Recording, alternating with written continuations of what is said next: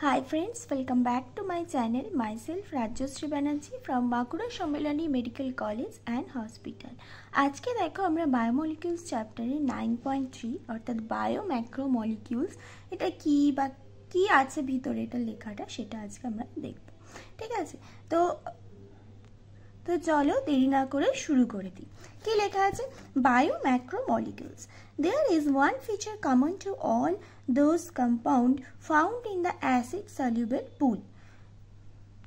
অর্থাৎ কি বলছে যে একটা ফিচার আমরা সেই সমস্ত কম্পাউন্ডের মধ্যে একই পেয়ে থাকি যেগুলো অ্যাসিড সলিউবল পুলে থাকে। অর্থাৎ অ্যাসিড যে ফার্স্টেরটা যারা পড়েছে এই জায়গাটায় আমরা একটা এক্সপেরিমেন্ট করেছিলাম। সেখানে একটা অ্যাসিড সলিউবল পুল ছিল, একটা হচ্ছে মানে একটা ফিল্ট্রেট ছিল আর একটা হচ্ছে রিটেন। তো সেখানে এই যে এখানে অ্যাসিড সলিউবল পুল, এই যে the acid soluble pool and the second হচ্ছে রিটেন্ডেন্ট the acid insoluble fraction.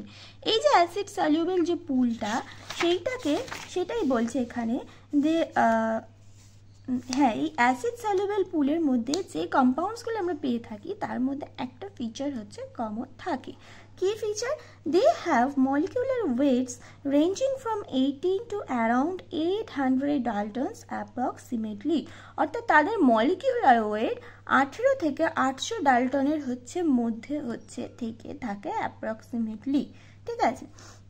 The acid insoluble fraction has only 4 types of organic compounds। অর্থাৎ অ্যাসিড ইনসলিউবল যে ফ্র্যাকশন ছিল অর্থাৎ রিটেন্ডেন্ট যে পার্টটা সেটাতে কি বলছে has only 4 type of organic compound. সেখানে কি অর্গানিক কম্পাউন্ড হচ্ছে 4টে ধরনের ছিল। কি কি 4টে ধরনের? That is protein, nucleic acid, polysaccharides and হচ্ছে লিপিডস। অর্থাৎ সেই যে 4টে কম্পাউন্ড ছিল কি কি? Protein, nucleic acid, polysaccharides and lipid।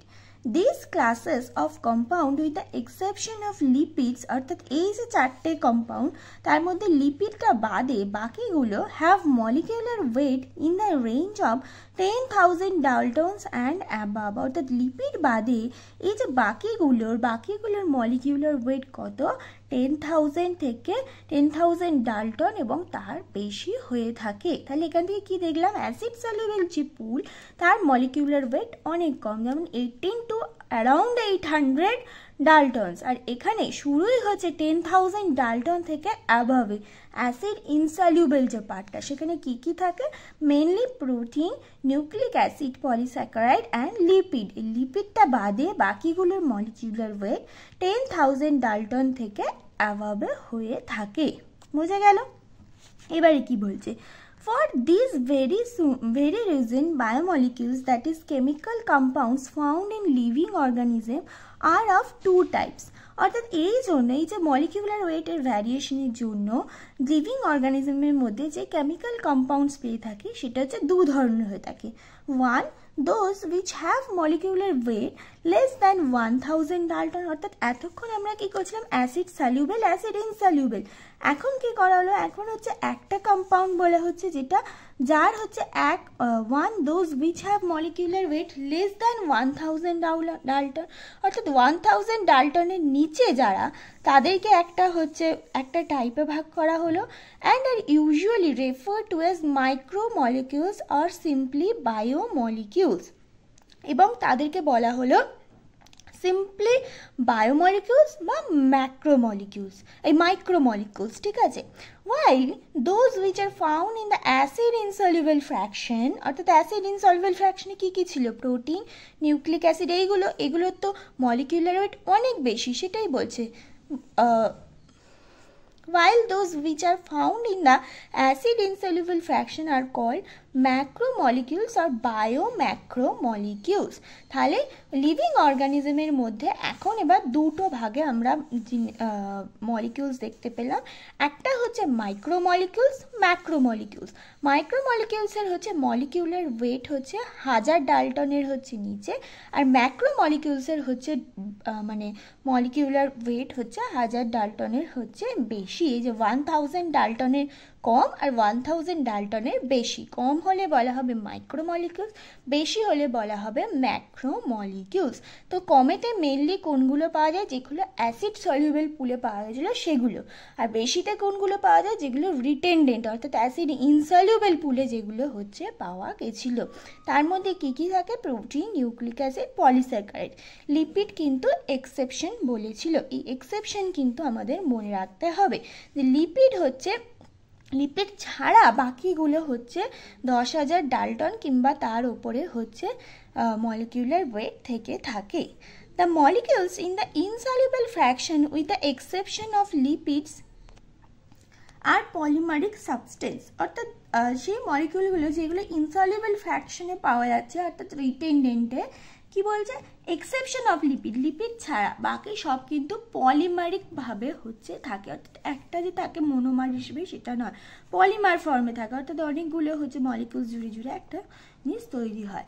Then why do lipid whose molecular weights do not exceed 800 dalton come under acid insoluble fraction, that is macromolecular fraction। অর্থাৎ তাহলে বলছে লিপিড যেটা সেটার মলিকিউলার ওয়েট কেন 800 ডাল্টনের বেশি হয় না? কাম আন্ডার অ্যাসিড ইনসলিউবল ফ্র্যাকশন, অর্থাৎ তাহলে কি সেটা মানে এটা যেহেতু অ্যাসিড ইনসলিউবল ফ্র্যাকশনের মধ্যে লিপিড থাকছে বাট তার মলিকিউলার ওয়েট দেখা যাচ্ছে 800 ডাল্টনের কিন্তু বেশি হচ্ছে না। তাহলে সেই জন্যই আমরা যখন বলছি যে অ্যাসিড ইনসলিউবল ফ্র্যাকশনে যে মলিকিউলসগুলো পাওয়া যায় তার মধ্যে লিপিড বাদে বাকিগুলোর মলিকিউলার ওয়েট হচ্ছে 10,000 ডাল্টন বা 10,000 ডাল্টন কিংবা তার থেকে বেশি। আর লিপিডসের হচ্ছে কিন্তু molecular weight do not exceed 800 dalton, অর্থাৎ 800 ডাল্টনের উপরে এটা হচ্ছে অ্যাসিড ইনসলিউবল ফ্র্যাকশনে পাওয়া যায় বাট এটার মলিকিউলার ওয়েট কিন্তু 800 ডাল্টনের বেশি হয় না। Lipids are indeed small molecule weight compound and are present not only as such but also arranged into structures like cell membrane and other membrane। অর্থাৎ কি বলছে? লিপিড হচ্ছে একটা স্মল মলিকিউলার ওয়েট কম্পাউন্ড এবং এটা প্রেজেন্ট থাকে আর present not only as such, অর্থাৎ এটা যে শুধু এমনি লিপিড প্রেজেন্ট থাকে তা নয়, সেটা কিভাবে থাকে? All arranged into structure like membrane, অর্থাৎ সেলের মেমব্রেনের লিপিড হচ্ছে অ্যারেঞ্জড হয়ে থাকে। When we grind a tissue we are disrupting the cell structure, অর্থাৎ যখন আমরা টিস্যুটাকে গ্রাইন্ড করছি, ওই এক্সপেরিমেন্টটা বলেছিলাম সেকেন্ড ভিডিওটায় আছে, অর্থাৎ এই চ্যাপ্টারে যে সেকেন্ড ভিডিওটা আছে ওখানে বলা আছে কি এক্সপেরিমেন্টটা করা হয়েছিল। একটা টিস্যুকে নেওয়া হয়েছিল, গ্রাইন্ড করা হয়েছিল, অনেক রকম প্রসেস ওখানে বলা আছে। যারা দেখোনি তাদের বলবো ওটা একবার দেখে না। ওকে, তাহলে কি বলছে? যখন when we grind a tissue, যখন আমরা একটা টিস্যুকে গ্রাইন্ড করছি, we are disrupting the cell structure, অর্থাৎ সেলের যে স্ট্রাকচার ওটাকে আমরা ডিসরাপ্ট করে দিচ্ছি। Cell membranes and other membranes are broken into pieces।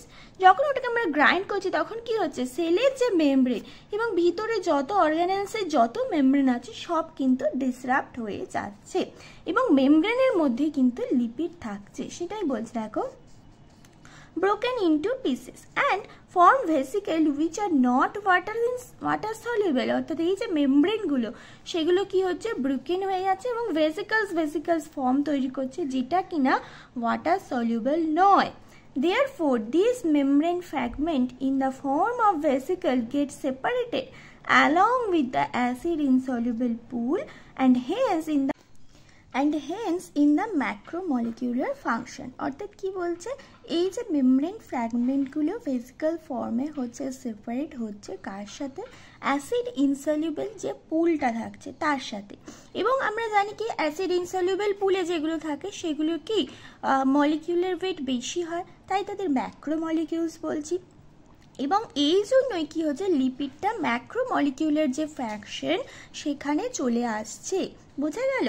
লিপিডের মানে কি, আমরা যে এক্সপেরিমেন্টটা করলাম সেখান থেকে দুটো ভাগ আমরা পাই, অ্যাসিড সলিউবল অ্যাসিড ইনসলিউবল। ওকে, এই যে অ্যাসিড সলিউবল যে পার্টটা, সেই অ্যাসিড সলিউবল যে পার্টটা সেটার হচ্ছে তোমার মলিকিউলার ওয়েট হচ্ছে কম, এটাকে বলা হয় মাইক্রো মলিকিউলস। আর অ্যাসিড ইনসলিউবল যে পার্টটা সেটা হচ্ছে মলিকিউলার ওয়েট তার মলিকিউলসগুলোর বেশি, তাই তাকে বলা হয় ম্যাক্রো মলিকিউলস। বোঝা গেল এই দুটো পয়েন্ট।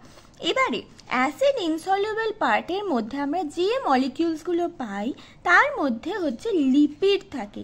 সেই লিপিড মলিকিউলসের কিন্তু মলিকিউলার ওয়েট বেশি নয়, সেই লিপিড মলিকিউলসের মলিকিউলার ওয়েট 800 ডাল্টনের কম হয়ে থাকে, বাট তাও এটা অ্যাসিড ইনসলিউবল পুলে হচ্ছে থেকে থাকে। এই কেন অ্যাসিড ইনসলিউবল পুলে থেকে থাকে, মানে এটা একটা এক্সেপশন, ঠিক আছে, এটা একটা এক্সেপশন। বোঝা গেল? লিপিডের তোমার মলিকিউলার ওয়েট হচ্ছে কম, বাট তাহলে মলিকিউলার ওয়েট কম মানে মাইক্রো মলিকিউলস, মানে সেটা অ্যাসিড সলিউবল পুলে চলে যাওয়ার কথা, বাট এটা এক্সেপশন, সেটা একটা অ্যাসিড ইনসলিউবল পুলে থেকে থাকে। কেন থেকে থাকে? কারণ যখন সেলটাকে আমরা গ্রাইন্ড করছি, লিপিড হচ্ছে শুধু মলিকিউলস ফর্মে হচ্ছে থাকে না, সেটা মেমব্রেনের মধ্যে হচ্ছে থাকে, মানে লিপিড দিয়ে মেমব্রেন তৈরি হয়। তাই যখন একটা সেলকে আমরা ক্রাশ করছি, গ্রাইন্ড করছি, তখন সেই মেমব্রেনটা হচ্ছে ফ্র্যাগমেন্ট ফর্ম করছে এবং মেমব্রেন হচ্ছে ভেসিকলস ফর্মে থাকছে। এই ভেসিকলসগুলো অ্যাসিড সলিউবল নয়, তাই ওই ভেসিকলস ফর্ম হওয়ার জন্য লিপিডগুলো অ্যাসিড ইনসলিউবল পুলে থাকছে মলিকিউলার ওয়েট কম হওয়া সত্ত্বেও। বোঝা গেল? এবারে দেখো, the acid soluble pool represent roughly the cytoplasmic composition, অর্থাৎ অ্যাসিড সলিউবল যে পুলটা সেটা কি করে, সাইটোপ্লাজমিক কম্পোজিশনটাকে রাফলি রিপ্রেজেন্ট করে। The macromolecules formed from cytoplasm and organelles become the acid insoluble fraction. অর্থাৎ যে মানে সাইটোপ্লাজমে যে ম্যাক্রোমলিকিউলগুলো থাকে ওগুলো ইনসলিউবল ফ্র্যাকশনে থাকে। মেন হচ্ছে acid soluble, acid insoluble. Acid সলিউবলে হচ্ছে মাইক্রোমলিকিউলস থাকে, অ্যাসিড ইনসলিউবলে ম্যাক্রোমলিকিউলস থাকে। শুধু এক্সেপশন হচ্ছে লিপিড।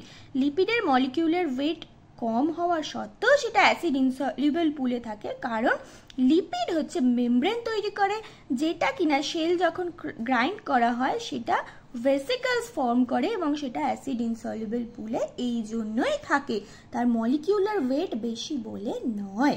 ওকে, তাহলে together they represent the entire chemical composition of the living tissue or organism. অর্থাৎ অ্যাসিড ইনসলিউবল এবং অ্যাসিড সলিউবল এই দুটো পুলের যে মলিকিউলগুলো দুজনে মিলে একটা লিভিং টিস্যু বা অর্গানিজমের কেমিক্যাল কম্পোজিশনকে রিপ্রেজেন্ট করে থাকে। বোঝা গেল?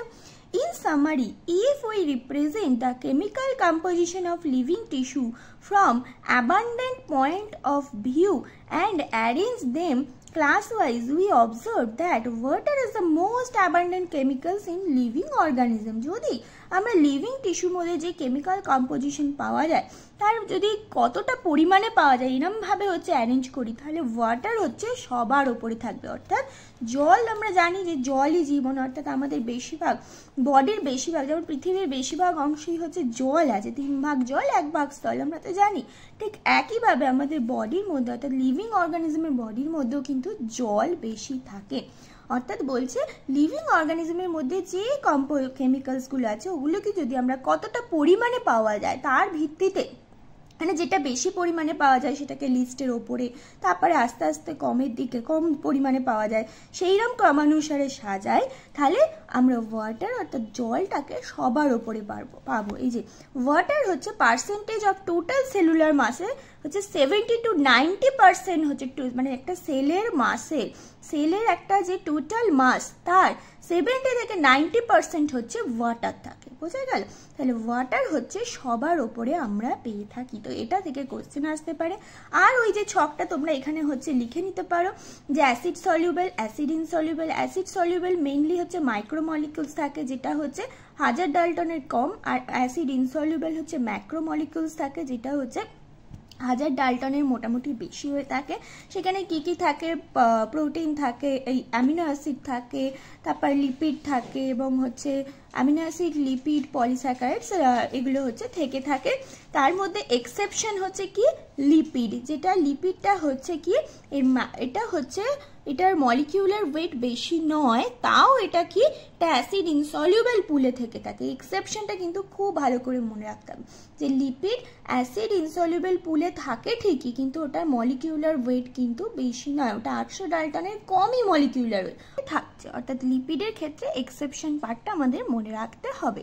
এই হয়ে গেল এই পার্টটা। তো যদি কোনো প্রবলেম থেকে থাকে এখনো অবধি, তাহলে সেটা অবশ্যই তোমরা কমেন্ট বক্সে লিখবে, আমি চেষ্টা করব রিপ্লাই দেওয়ার। Thank you, tata.